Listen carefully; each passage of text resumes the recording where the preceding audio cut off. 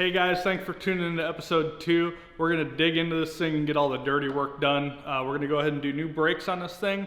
We are going to get the new engine, which is on its way from Chicago. We're gonna tear it down, put some upgrades in it, put it back together, and get ready to drop the engine and transmission in next week. All right guys, so we're gonna do the brakes a little different on this project. We're not going to use rear brakes. I don't think there's a whole lot of need for it. We're spinning around. We're not trying to stop super hard. That might be a little sketchy, but Garrett did the same thing on Toast, if you remember. And so we figured we'd try it for simplicity.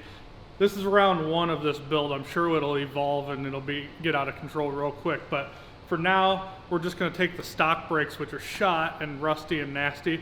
And we grabbed some brakes from Rock Auto. They're like 160 bucks for both fronts, so we're gonna run all new brake calipers, rotors, pads and everything, and then just run right to the master cylinder and plug off the back part of the master cylinder, and that's what we're gonna do.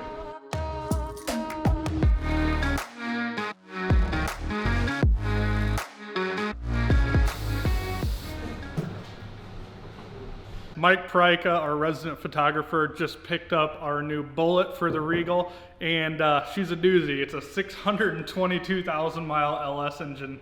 We got it from a company called St. Charles Yacht Club. A guy named Alan hooked us up with it, and being it has 622,000 miles, it might be interesting. Who knows what kind of condition this thing's gonna be in, but it did run, it did have good oil pressure, it didn't knock, so who knows, it might just be like a pre-gapped boost motor. Mike Pryka, did you bring us a new motor? Yeah, it's a nice one. New boost. She's pretty. Clearance. Yep. Custom aged. Yeah, aged to perfection. With a little bit of extra patina on it to keep it nice and clean. Mm-hmm. Don't want that aluminum rusting. No.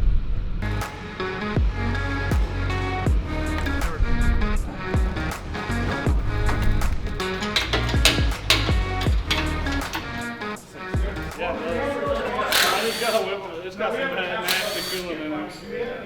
Thank you. Just got that lid on. My LFS tool came in, Brett.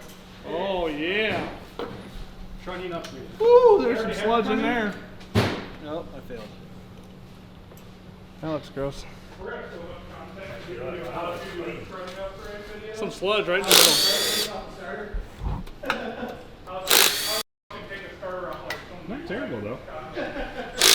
Not for 622,000 miles. Yeah, it's decent.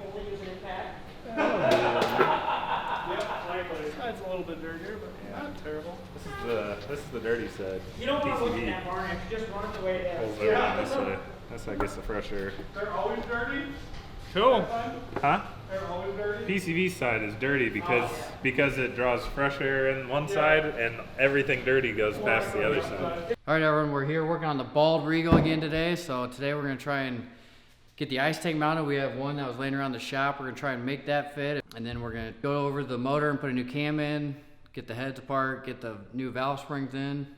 So we're about to crack into our 600,000 mile engine. We're gonna swap in this new camshaft from Texas Speed. We had them make us a custom grind, especially for this project. And we got a set of dual springs. We're gonna do the brass CHE trunnion upgrade. We're also gonna do some ARP head bolts, and pretty much top it off with some new trays and a new timing chain, and get this thing ready to rip. This thing's slimy. It's a bit of a mess. Yeah. Someone with this engine, they actually, it's got so many miles on it, they put a high volume oil pump on it because the oil pressure after 400,000 was starting to get a little low. So that was their fix. So we're actually going to reuse that. Here's our list of things to do. It's kind of a long list.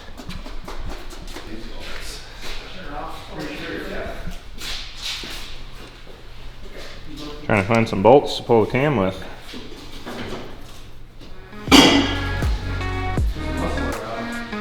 Yeah.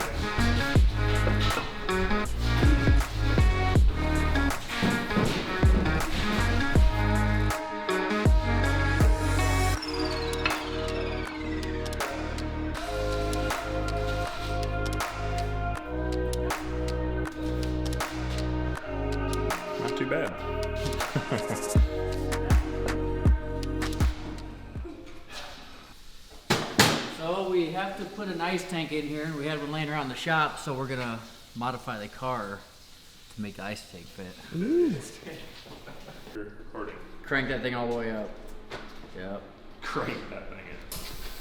Dang. That's better. What should we do here?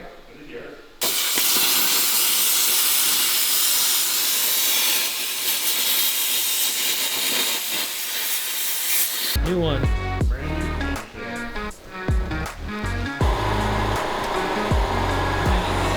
Nailed it. Nailed it.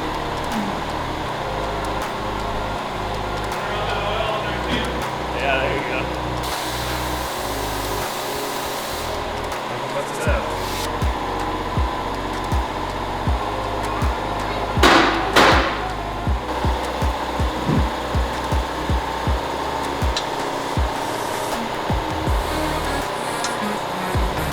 Nice path job.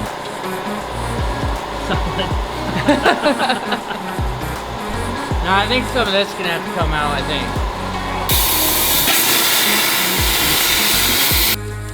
think. Putting new lifters in. We had them soaking. We soaked the lifters overnight in some oil, just to make sure they're properly lubricated.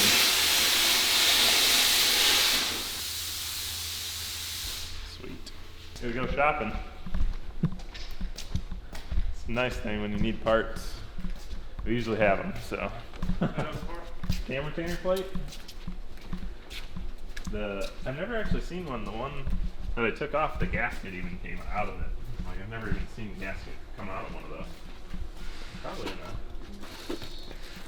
a chain. Fan plate. Does this use? This uses the flat bolts, so we're good. Okay. Good for bolts. Got it. I had some miles on her. Maybe original plus.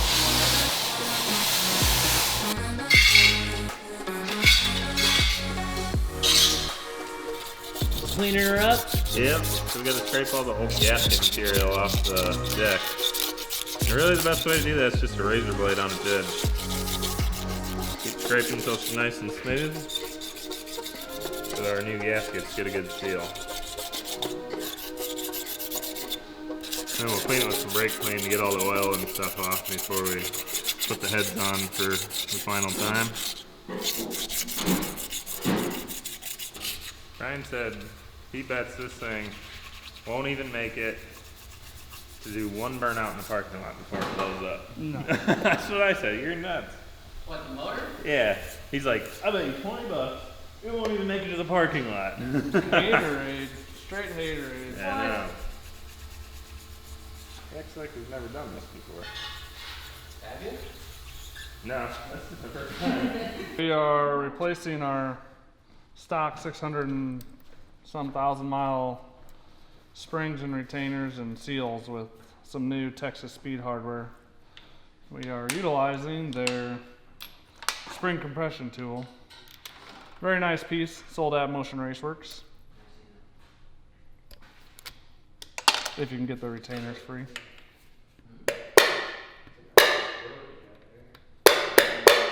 Magnet is a good tool to have around to get these keepers out. Release all your pressure. Swivel it to the side. Take your old spring out. Grab your new hardware. Clean out the seat. Gonna press our new seat in.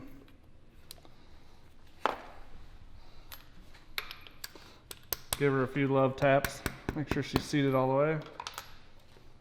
Start stacking your spring, retainer, and keepers in. Carefully put your keepers in, one on each side.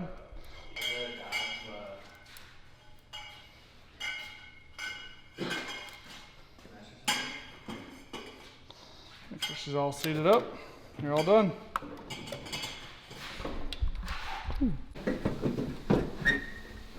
No, it's hitting them. We just gotta get to the lid and all that shit though. Yeah, it's fine. It's easy to get to right What the there. hell am I caught on? I don't know. Oh, go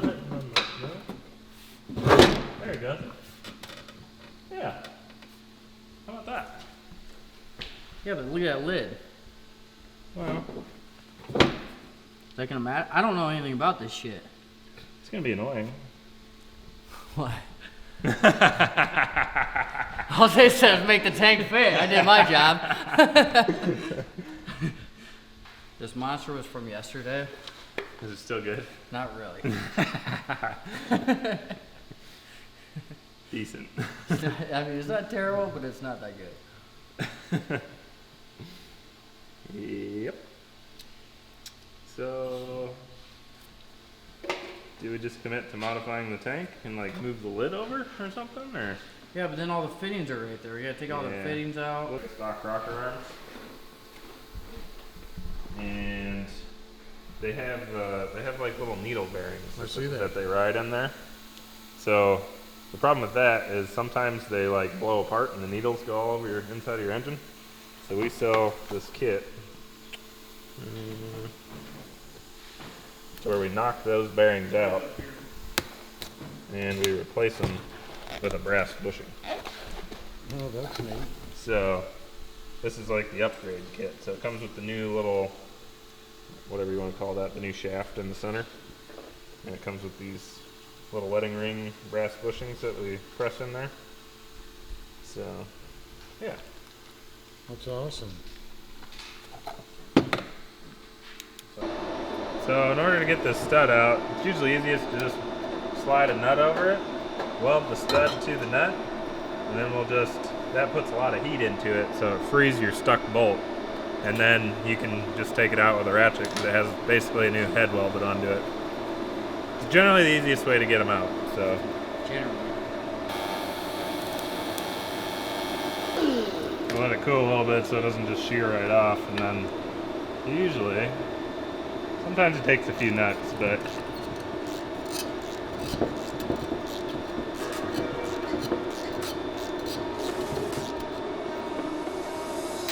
there you go. Trade the trade. Look at the trade. Yeah, it was almost better that way because it got me a wide arc with a ton of heat in it. 3 more to go.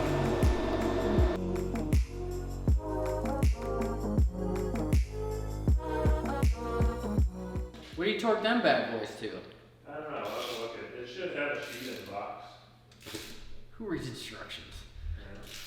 So we gotta follow the torque procedure. Is that 25, 50, and then 80 foot-pounds on head bolts. 80? Yep. So Woof. we end it. Woof. Yeah. And then 25 for the low guys. You just go straight to 25 on them sons of bitches, or what? Yeah, you do the big ones all.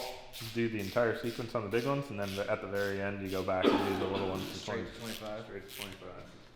10-4. 10-4, big. I mean, I don't know why you're telling me 'cause you're gonna do it. Yeah, that's okay. Oh, wow. You lose 1 foot-pound for an inch of extension, did you know that? No, you don't. Hey, you do, don't you? Nope. That's a myth. Who says? Did you test it? Yeah. Did you really? No. No. But it is true though. It winds the extension up, but you'll always get the same torque coming out. You don't magically lose torque somewhere in between. Yeah, you do. No, you don't. When you're torquing, you're applying like a steady load, a constant load. You don't lose anything unless you get like all crooked. But as long as you're like bracing your head, it's fine. Look at that, Jimmy. Doesn't even make you did anything. I know, right? Isn't that great? Except the springs are like Yeah. shiny and brand new. Springs. Yeah, they got like the titanium retainers and everything on too. Good job. You did absolutely nothing today. Yeah, we did nothing. Look at the park was actually just for fun. Looks awesome. And he's washing his hands again. I love it that it's just still filthy. There's no sense in cleaning it up. Yeah. We need to write it out on it. Do not think. So that's it, guys. We're all assembled. We got the heads back on, some valve springs changed. Got our new Texas Speed custom ground cam in there. And that's pretty much it for the engine assembly. She's all ready to, we're going to drop it back in the car. And then we'll be ready to rip. And let us know what you think in the comments. Should we leave the engine crusty? Should we clean it? Should we paint it? just leave it like this. Let us know.